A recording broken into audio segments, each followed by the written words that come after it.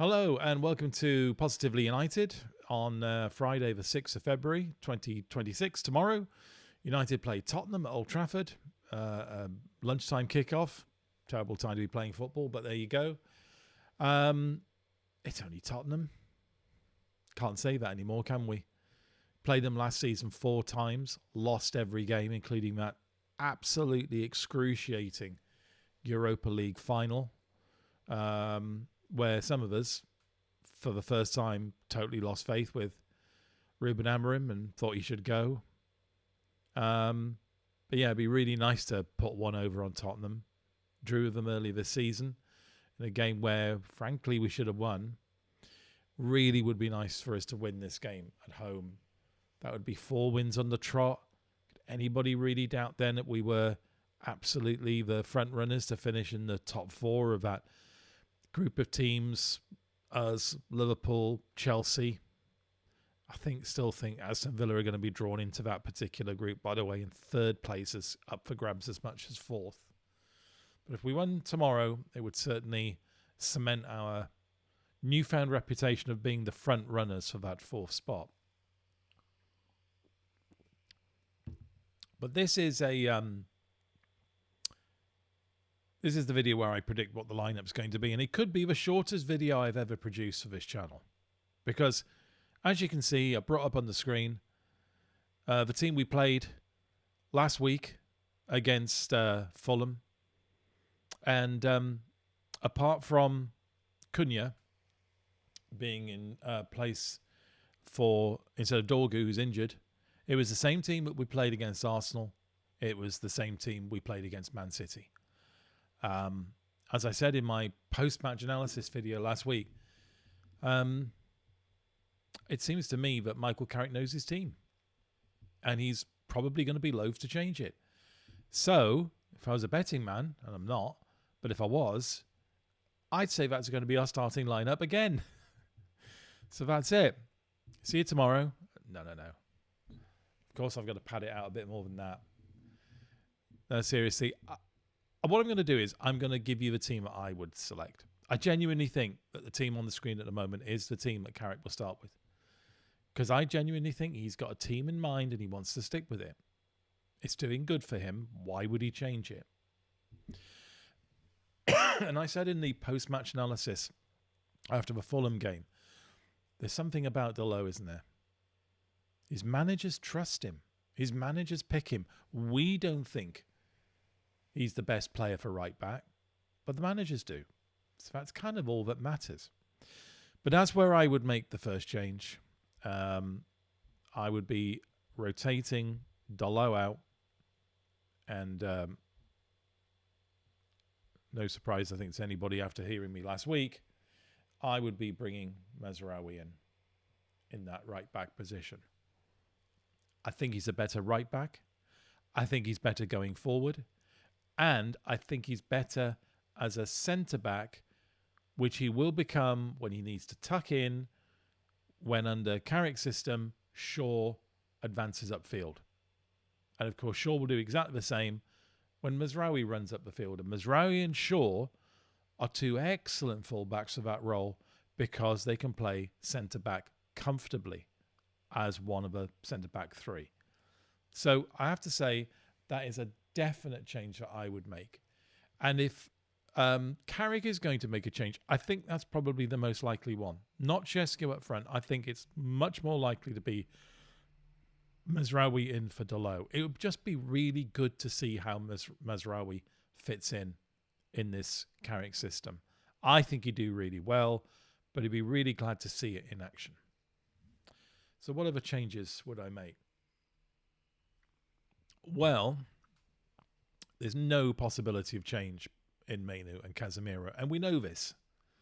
And that's why so many of us were disappointed we didn't make any kind of signing in the January transfer window, particularly a less than stellar, but nevertheless reasonably good loan deal of a midfielder. That's all we needed. That's all we needed was somebody who's better than our existing options in midfield, which are very, very limited. It's Ugarte. Why do I say it's only Ugarte? Well, it could have been Collier, but we've loaned him out. I do find that a bizarre decision this January. Why have we loaned out Toby Collier? Surely he would be an option alongside Ugarte, and I would argue a better option than Ugarte. But he's out on loan, so he's not an option. So is it Tyler Fletcher? No, I think it's going to be Ugarte every time. And every single time he comes on, it's not nice or pleasant to pick out an individual, but we can see it with our own eyes. When Ugarte is brought on with 20 minutes, 15 minutes, 10 minutes to go, we start to lose control of midfield. And that's exactly what happened against Fulham. But we'll start with Mainu and Casemiro, obviously, because there's no option. The attacking three midfielders, Cunha, Fernandes and Diallo, I'm pretty certain he'll pick them again. And why not? Because they have not let him down. But I would be making a change. Because what I would do is I would be bringing Mbumo over to the right. And I would be starting with Šeško. Why? I think United need to be able to prove themselves that they can play a different way against a different style of football. Now, I'd be perfectly willing to accept if somebody said to me, the game against Tottenham is not the game to be making that kind of experiment. I disagree. I think Tottenham can really be rattled at the back, really rattled. And I think that Šeško could be the man to do that rattling. I think if Cunha and Fernandes and Mbuemo and Šeško push quite high, and actually Mainu and Casemiro follow in quite high, and one of the fullbacks pushes quite high as well, I think in the first 15, 20 minutes, we could see a really positive outcome.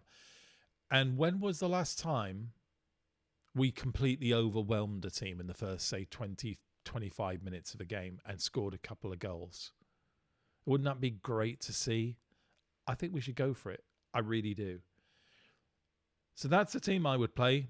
Le Mans, Shaw, Martinez, Maguire, Mazraoui. I wouldn't, by the way, play around with Martinez and Maguire. I'd leave them alone. I think they've formed a superb partnership. By all means, bring on, say, Aiden Heaven with some minutes to go, so he's got some playing time because he deserves it. But let's not touch it at the beginning. Then Mainu, Casemiro, Cunha, Fernandes, and Mbumo and Šeško up front. I would fully expect, by the way, if that was the team that was picked, that Šeško would come off at some stage for Diallo, or Mbuemo would come off, or Cunha. Fernandes, of course, is not going to get substituted, but there would be some kind of rotation later on in the game. But that's the team I'd play. But I fully expect it to be exactly the same team that started the game against Fulham. Be fascinating to see how it goes. I think this could be a real test. I think mentally those 4 games last season and the way we gave away our lead earlier on in the season against Tottenham might prey on our minds. Let's hope it doesn't. But a fourth win out of 4 games would be a fantastic statement about where Manchester United now is and what Michael Carrick and his team are doing. Yeah, I think it would be absolutely brilliant. There's been some talk today about Manchester United talking behind the scenes in secret to the managers who will be taking teams to the World Cup. Managers like Tuchel and Ancelotti and those kinds of managers. Is that a story? I mean, do they honestly expect Manchester United to make it public that they're talking to Tuchel, Ancelotti, or Poch? No, it's always going to be done behind the scenes. I think some suggestion has been made that some managers, however, might absolutely rule out talking to any club, including United, until their World Cup commitments are over. If you think that's true, you're absolutely daft. Of course, those managers will be willing to talk to suitors before the World Cup is finished. And of course, they don't even have to talk to the teams personally. It'll all be done through their agents, their staff, their contacts intermediaries and so on and so forth.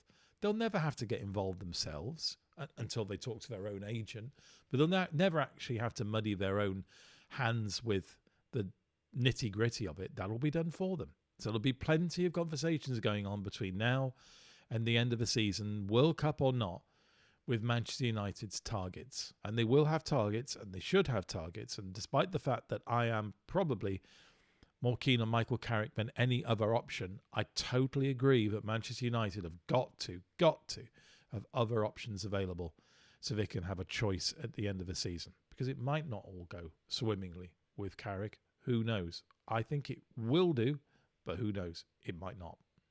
And if it doesn't, we definitely need alternatives. Okay, so that's all I wanted to do in this video.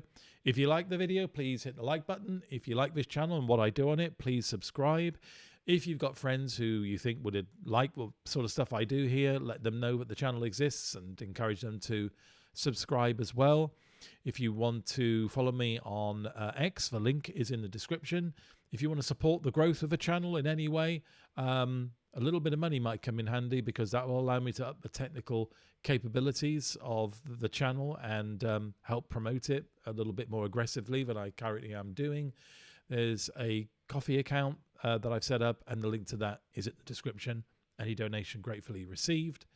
But until I see you tomorrow for a post-match, probably do tomorrow a scores out of 10 for the team. Until I see you tomorrow, remember to always be positively united.